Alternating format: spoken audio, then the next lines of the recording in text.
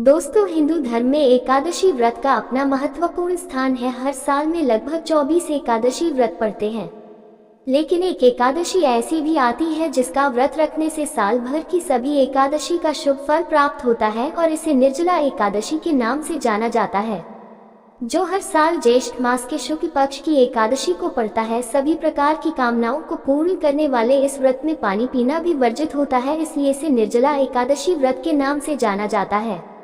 जानते हैं एकादशी तिथि व मुहूर्त। उसके पहले अगर आप चैनल पर नए हैं तो आप चैनल को सब्सक्राइब कर लीजिए, जिससे ज्ञानवर्धक जानकारी यहाँ मिलती रहे।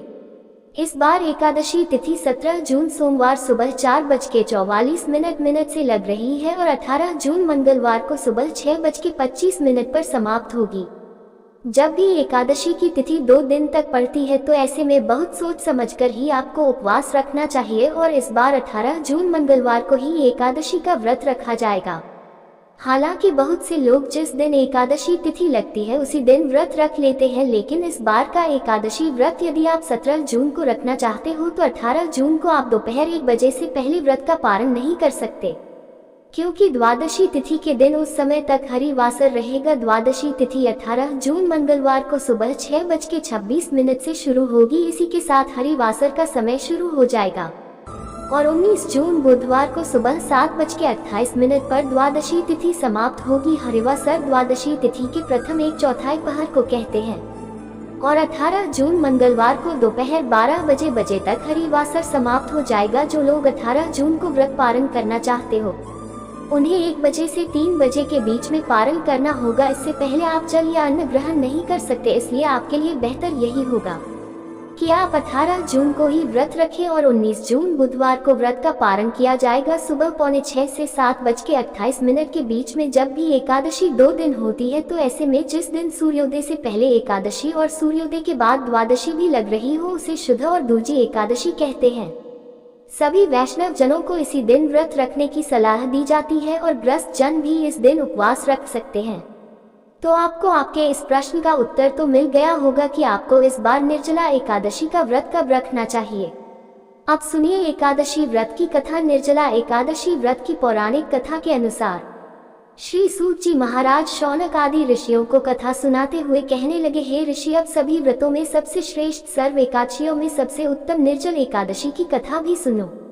एक बार पांडव पुत्र भीमसेन ने वेदव्यास जी से पूछा, हे महाज्ञानी पितामह, मेरे चारों भाई युधिष्ठिर, अर्जुन, नकुल, सहदेव और मेरी माता कुंती तथा मेरी पत्नी द्रौपदी एकादशी के दिन कभी भी भोजन नहीं करते।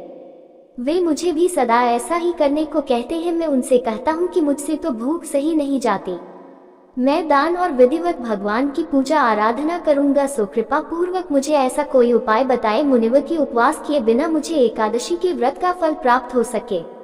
तो व्यास जी बोले, हे भीमसेन, अगर तुम नरक को बुरा और स्वर्ग को अच्छा समझते हो और अंत में मोक्ष की कामना भी रखते हो तो दोनों पक्षों की एकादशी को भोजन मत करो। व्यास जी की बात सुनकर भीम ने फिर से निवेदन किया, हे महामुनि, जो कुछ भी मैं कहता हूँ वो सुनिए। यदि दिन में एक बार भोजन ना मिले तो मुझसे नहीं रहा जाता। मैं इस स्थिति में कैसे उपवास करूँ? मेरे उदर में वृक नामक अग्नि का वास है और बहुत सारा भोजन करने से ही मेरी भूख शांत होती है। मुनिवर, आप कृपा करके कोई ऐसा व्रत बताइए जिससे विधि पूर्वक करके मैं स्वर्ग को प्राप्त कर सकूं। वह निश्चय करके मुझसे कहिए जिससे मेरा भी कल्याण हो सके। भीमसेन की परेशानी समझकर व्यास जी कहने लगे, भीमसेन, मनुष्य के लिए सर्वोत्तम वेद का धर्म है, किंतु कलयुग में भी उस धर्म पर चलने की शक्ति किसी में नहीं है। इसलिए थोड़े धन और थोड़े कष्ट से होने वाला बहुत सरल उपाय जो कि पुराणों में भी लिखा है वह मैं तुम्हें बताता हूँ। ध्यान से सुनो। दोनों पक्षों की एकादशी में जो मनुष्य भोजन नहीं करते वे कभी नरक को नहीं जाते। इन वचनों को सुनकर महाबली भीमसेन पहले तो पीपल के पत्ते की तरह कांपने लगे, फिर डरते हुए बोले, हे पितामह, मैं उपवास करने में बिल्कुल असमर्थ हूँ, इसलिए हे प्रभु, निश्चय करके बहुत फल देने वाला एक ही व्रत मुझसे बताए। तो व्यास जी फिर बोले, हे भीमसेन, वृष मिथुन राशि के सूर्य में ज्येष्ठ मास में शुक्ल पक्ष में जो एकादशी होती है उसका निर्जला व्रत यज्ञ पूर्वक करना उचित होगा। स्नान और आचमन करने से जलपान वर्जित, केवल 1 घूंट जल से आचमन करें। अधिक पीने से व्रत खंडित हो जाता है। एक एकादशी के सूर्य उदय से लेकर द्वादशी के सूर्य उदय तक जल ग्रहण न करें। और न भोजन करें तो बिना परिश्रम ही सभी द्वादशी युक्त एकादशियों का फल प्राप्त हो जाता है। द्वादशी को प्रातः काल स्नान करके स्वर्ण और जल ब्राह्मणों को दान करें, फिर ब्राह्मणों सहित खुद भी भोजन करें। हे भीमसेन, इस विधि से व्रत करने से जो फल मिलता है वह सुनो। सारे वर्ष में जो एकादशी आती है उन सब का फल निसंदेह केवल इस एकादशी के व्रत से प्राप्त हो जाता है। शंख चक्र गदाधारी भगवान विष्णु स्वयं मुझसे ये कहते हैं कि सब कुछ त्याग कर केवल मेरी शरण में आ जाओ और सुनो। भीमसेन, एकादशी का व्रत निराहार करने से मनुष्य सभी पापों से मुक्त हो जाता है। सभी प्रकार के तीर्थों और सभी प्रकार के दानों में जो फल प्राप्त होता है वह सब इस एकादशी के व्रत से ही प्राप्त हो जाता है। कलयुग में दान देने से भी ऐसी सद्गति नहीं होती। अधिक क्या कहूँ, भीम से ज्येष्ठ शुक्ल पक्ष की एकादशी को जल और भोजन न करें।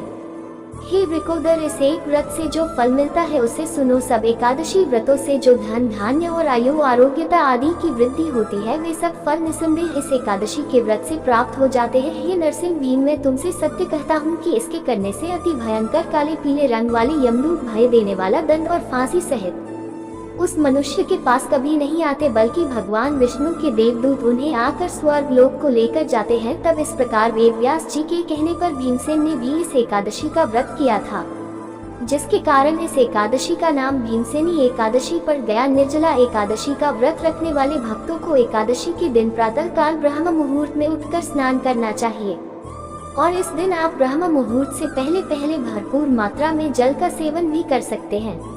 उसके बाद ब्रह्म मुहूर्त में आप उठकर स्नानादि से निवृत्त होने के बाद भगवान की पूजा करें, व्रत का संकल्प ले और द्वादशी तिथि को ही फिर आपको शुभ मुहूर्त में निर्धारित मुहूर्त में व्रत का पालना करना होता है।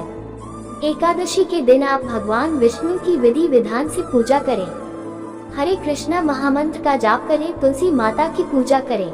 इस दिन लड्डू गोपाल जी को भी अन्न का भोग न लगाकर केवल फलों का भोग लगाना चाहिए। मंदिर में एक मिट्टी के कलश में जल भरकर उसके ऊपर पूर्ण पात्र रखकर उसमें शक्कर रखें, कुछ दक्षिणा रखें और इस जल से भरे घड़े का दान आपको किसी योग्य व्यक्ति को दान में दे देना चाहिए। एकादशी के दिन आप स्वयं निर्जल रहकर जल का दान यदि करते हैं तो आपको समस्त 24 एकादशी व्रतों का पुण्य प्राप्त हो जाता है।